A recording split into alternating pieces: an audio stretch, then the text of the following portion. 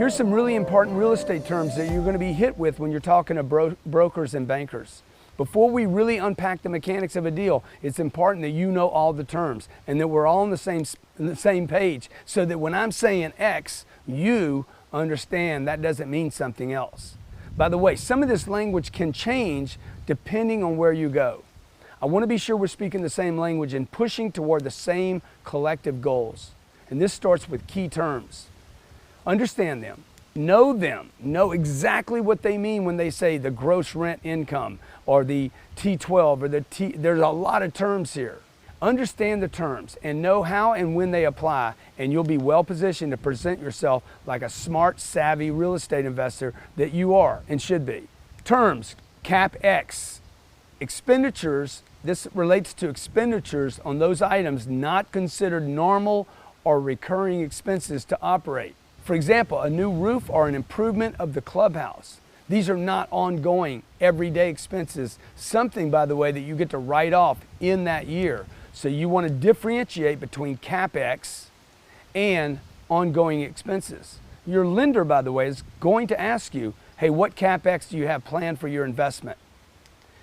Your investors are going to want to know down the road, 3 years, 4 years, 5 years, 7 years. Hey, what money are we going to have to spend? Because you might have to dip into cash flow and or call more money from your investors to take care of a roof or a fence or major problems. Cap rates. This represents the rate of return the property will pay the investor if there is no debt on the property. Now, a high cap rate typically goes to a lower grade of property. A high cap rate is going to be properties that have more problems in worse locations that possibly I say, provide more cash flow. That doesn't mean they're going to appreciate. That means there's more risk. The low cap rate, a 3 cap rate, a 4 cap rate, a 4.5 or a 5 are going to be better properties in better locations.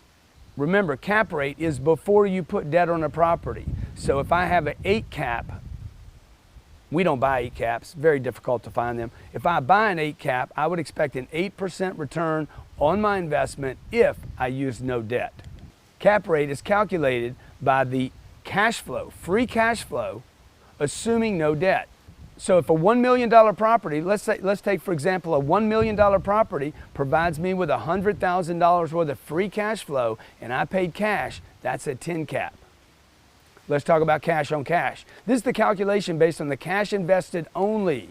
This is calculated by dividing the free cash by the cash put down to purchase.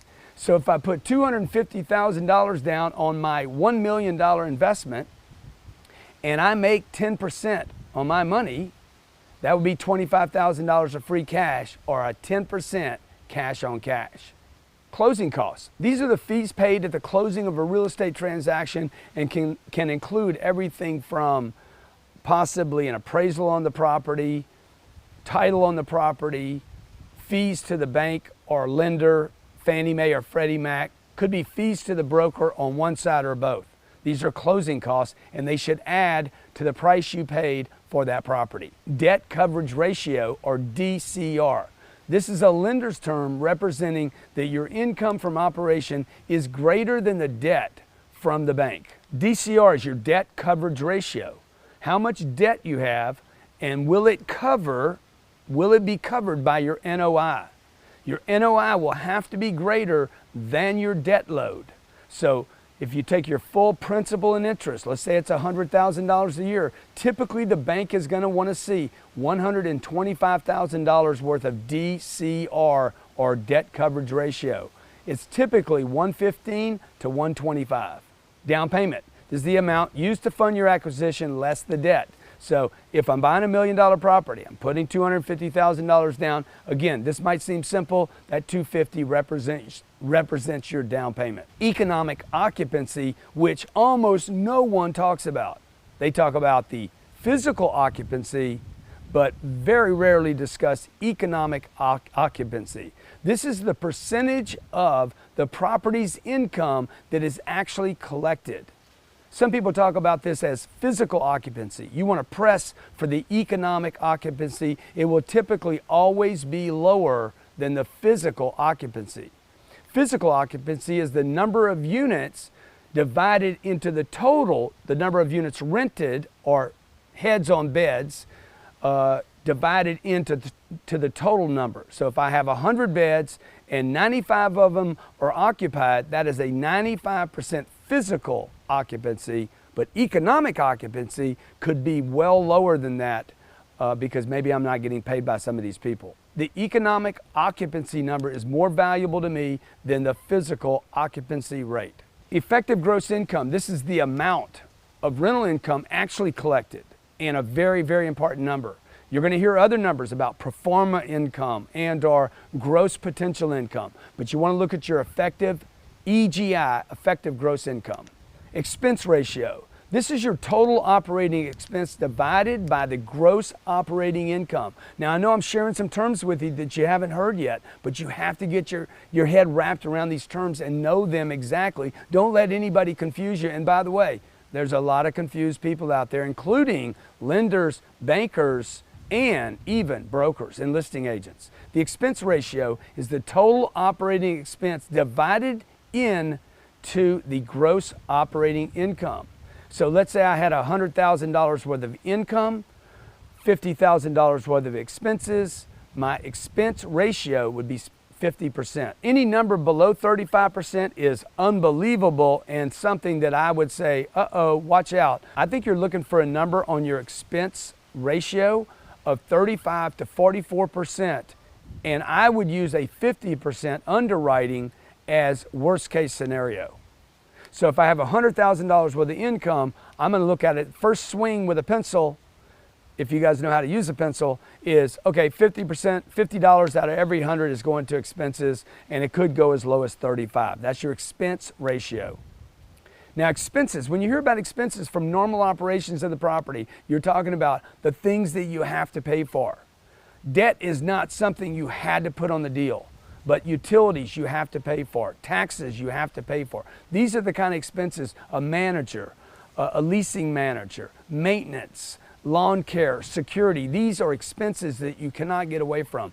Basically, it's those things that you have to do to keep the property going, but not including, again, debt or major capital improvements like a new roof or clubhouse. Now the exit. You're going to hear me talk about the exit quite a bit. Not many people talk about the exit, and I'm not sure why, because that's where you make your money, okay? The exit refers to how you as an owner are going to sell this property. Now, if you're having your friends invest with you and you're giving them a piece of this deal, the exit is vital. If you're getting a percentage from the investors to both manage, to buy, to keep this property operating, and then a percentage of the profit to sell, you have to know how to exit, and it's important for your investors to know the same. This requires the ability to calculate what the next buyer can pay you in profit and still get a return on his investment, because nobody's going to buy from you if they can't get the same thing you were looking for to start with. Lots of amateur investors miss this calculation, overlook it completely, cross their fingers, and just think, I'm going to make money. But you have to know, how do you exit? How can John buy the property from me, pay himself and his investors, and, by the way, get a loan on the deal? Lots of investors miss this calculation because they're only looking at the calculations of operations and never figure out how to exit. Gross operating income. To calculate your GOI, you'll need to look at the scheduled income and account for any losses from credits or vacancies, plus income from other relevant sources. Gross operating income is less important to me because it's the biggest number less the credits. What I'm looking for is how much money did you actually collect. Your GSI less your vacancy and credit loss plus your income derived from other sources will equal your gross operating income or gross potential income.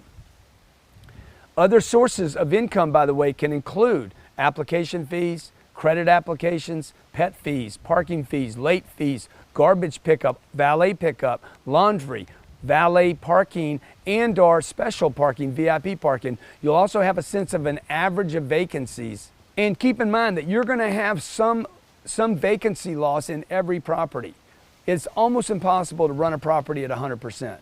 Even in a perfectly run building, People will move out. There will be a turn. Almost always there will be a slight lag before your new tenant arrives. You can turn the property. Turn the property means get it ready for the new tenant. It could be a few days, a few weeks, it could be a few months. The faster you do it, the more money you're going to make. So be sure you're hiring a manager that is hustling. Account for those days in your calculations. Over the course of a year, a few days can add up to many months of lost income. Gross rental income. This is the total possible income if every unit is rented at full price. This figure is used by the broker and is almost meaningless. Now, that being said, I will take that number, I will slash it by 10%, that's my vacancy number in most markets, cut it in half, and know that that's going to be my NOI.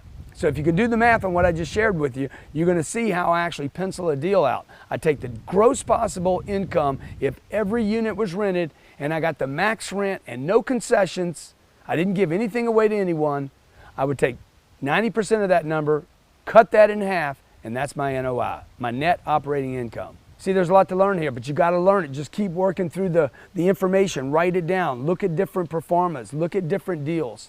The gross rent multiplier, there is a GRM for every market, gross rent multiplier. You take the purchase price divided by the gross scheduled income, and you're going to have your GRM. The lower this number is, the lower that number is, the better. It means the better the return. It doesn't mean it's a better property though. GSI, you've heard me use this term over and over. You're like, what does he say in GSI? The gross scheduled income is calculated by the number of units times the market rent over 12 months with no vacancy. In other words, GSI is the annual rental income if the property could generate 100% occupied 100% of the time with all rents collected, and that'll never happen. And if it does happen, your rents are too low. Okay? The way to do this calculation is take the units times the market rent times 12. That equals your annual GSI. And let me just say, when I mention this word annual, do not do your calculations on a monthly basis. Do them annually. This property is not going to be flipped in 2 or 3 months. You're going to own it for years. Interest. Interest on a loan is money paid regularly, or to an investor, money paid regularly at a particular rate for the use of the money borrowed. Interest should not be confused with principal pay down. You want to separate the principal amount pay down and separate the interest paid down. Remember, your interest on apartment deals is 100% tax deductible with no limit on how much money can be written off. The interest rate then is the proportion of a loan charged as interest to the borrower. That's going to be a small number, 6, 7, 8, 5%, 4%, 3.5%. Okay, it's not going to be a number like 600%, right? It's going to be a small number. This is a proportion of a loan charged as interest to the borrower, to you, usually expressed as an annual percentage rate of the loan outstanding. Interest only. Now, interest only is an interesting vehicle because it allows the borrower to only pay interest on the loan and not pay the principal down. And by the way, this is my preference. What I do on a property, if I'm buying a property that's $30 million, I'm going to put probably 35% down, $10.5 million on that deal. I want 3 to 5 years of interest only. The reason I want that, I don't want to pay my principal down over those first 5 years, is because I've already paid the loan down. This is not a house. When you put 3% down on a house, you're paying principal and interest in month 1. When I put 35 or 40% down on an apartment deal, I have reduced the principal by 35% at purchase. I do not want to pay more principal down in the first 3 to 5 years because I want to inflate my cash flow. Interest-only loans do exist in the market today. You have to have great credit. You have to have the right bank that you're talking to, and you have to have a lender that loves multifamily and loves how they operate and provide security and safety long-term as an investment. This is where, again, interest-only, you only pay the interest on the amount borrowed. If you put enough money down at purchase, that was your principal pay down. Remember that. Put enough money down up front, and you don't want to continue to pay your principal down in the first 3 to 5 years. You might even ask the bank, hey, can I increase my down payment so that I can get interest only for a longer period of time. Interest only will help you provide more cash flow to yourself and your investors. Okay, leverage. Let's talk about leverage. Now, if you were brought up the way I was, you were told not to use debt. Apartments, you want debt. When I meet somebody that says, I own 100 units and they're paid off, I'm like, dude, you're a dodo. Dude, you need leverage. You want leverage, okay? This is good debt. Leverage is the benefit the investor gains when they add debt to the return calculation. And it will improve your return. As long as the property generates more cash percentage-wise than the interest rate paid on the loan, you're going to get leverage. And it's only available if you can get great financing, great terms, great properties. You will get leverage. And leverage is a multiplier. Think of leverage like I'm trying to get a stuck vehicle out of mud. What am I going to do? I'm going to stick a board back there and I'm going to press down on it to get leverage. That's what debt does to an apartment loan. It gets you leverage. It's a multiplier. It explodes your cash flow on a month-to-month basis. Your loan term. This is the period you'll need to pay the loan. Typically, apartment deals are amortized over 30 years with a payoff due at the 10-year mark. But there can be other loans. There could be a loan term of 5 years. There could be a loan term of 3 years. It could be a loan term of 1 year. Know what your loan term is, and don't confuse that with how long it's amortized or how long it's calculated to figure out your payment. Net income multiplier. This is the purchase price divided by the net operating income. The purchase price. The total $1 million divided by my NOI, and I have my net income multiplier. The lower this number is, the better. The NOI, this is the Mac Daddy of terms for real estate investing. This represents the effective income less operating expenses before debt payments. This figure is what determines the value of the property. I'm looking for NOI. I want to know what that number is right now. What do I think it can be 3 months from now? Up to 36 months from now. How do I increase the NOI? To the degree you can increase NOI, you increase the value of the property to the next investor can pay you, and therefore you can exit at a profit. NOI determines how much cash flow is left over after debt. The higher the NOI, the lower the debt amount, the more cash flow. Your NOI is what will control the value of the property. NOI is also what determines whether you can refinance this property in the future. NOI is going to be connected to your DCR. You got to get these terms right. You got to know every one of these terms as well as I know them. So how do you calculate your NOI? You take your gross operating income less your operating expenses, and that equals your NO and your I. Debt is below that line. Occupancy rate. This is the number of units occupied at the property or heads in beds. It has nothing to do with how much money is being collected. Just because there's a bunch of people there doesn't mean the property is going to make a lot of money. People are like, I'm 100% occupied. Some properties are 120% occupied because there's too many damn people living there. Occupancy rate, you need to know it. I cut it back. No matter what you tell me, I'm at a 98, I'm going to calculate at 92. Every property, everywhere I go, in almost every environment. Every city, every state has its metric or average median occupancy rate that you can use. I use 92 as a safe number or worst case scenario. Other income. What could other income be? This could include collections from utility reimbursements, water, laundry, RUB programs. RUB program is I'm actually charging the tenant for the water they're using. Laundry and application fees, late fees, pets, parking, valet, trash. These numbers can indicate that there's issues with the property when you see late fees, when you see people not paying these things.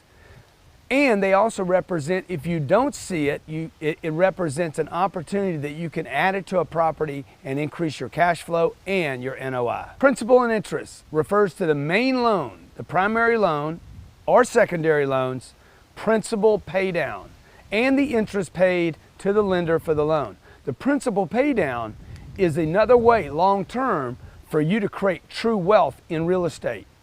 As time goes on and you pay down the principal in the 3rd year or 4th year, 5th year, the 7th year, the 8th year, you're going to find a loan balance much less than you took on when you bought the property.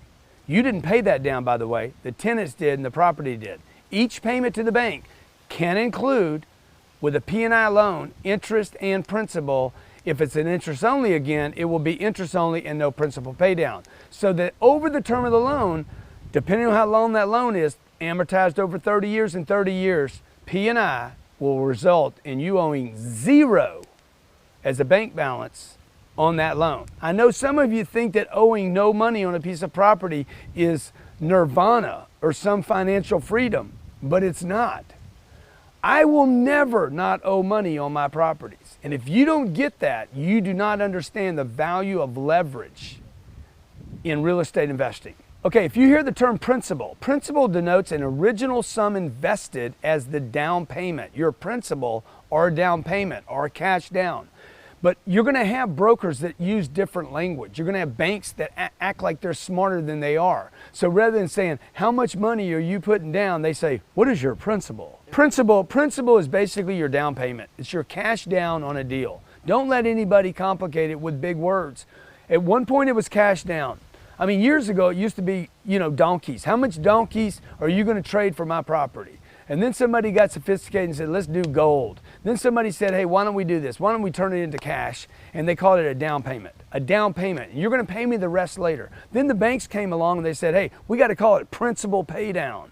And you're going to have principal in the loan, okay? They just complicated it. Principal is your pay down on the loan to get a loan or cash down.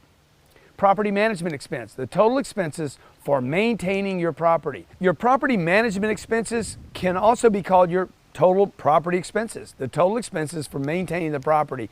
That could include, by the way, the management fee paid to the property manager. Purchase price, the price of the property plus all closing costs, legal fees, document fees, finance costs, and any rehab you need to do in the beginning of your deal. Vacancy. Your vacancy is your pro forma produced by the broker and also by the existing owner may show the amount of vacancy. This is a number, and it's, by the way, it's an abstract, almost meaningless number because if it's vacant, it wasn't collected. By paying attention to it, you can learn the trends of the property and the weaknesses and or strength. Vacancy, the lower it goes, the worse it is for you unless you're looking at a property that's an opportunity. I once bought a property that was 72% occupied or 28% vacant. I'm like, oh my God. It was cash flowing at the 72 number. 28% of the units were not occupied and I was cash flowing. If I could get to 92, I knew I would be making tremendous money there. Okay, look, go back over these terms, okay? There's a lot to learn here. I probably didn't even cover all the terms. Go back over them. Put them on a spreadsheet. See where GSI goes. See where the NOI goes. See how it produces a cash return. See where your P&I or your interest only would go. Make sure you know where every one of these terms sits, where it goes on a financial statement. Have your wife, your spouse, your husband sit down with you and ask you these questions so that when you're in front of a banker or a broker, you don't go into like, I don't know what they're talking about. Because you'll get that look on your face like a deer stuck in the headlights, all froze up, not knowing because you got stuck on some term that they threw at you and you didn't know. And by the way, there's nothing wrong with saying, what does that mean to you? Because these terms mean different things to different people. They shouldn't, but they do. So you can always ask, and what does that term mean to you? Okay, good investing. Learn your terms.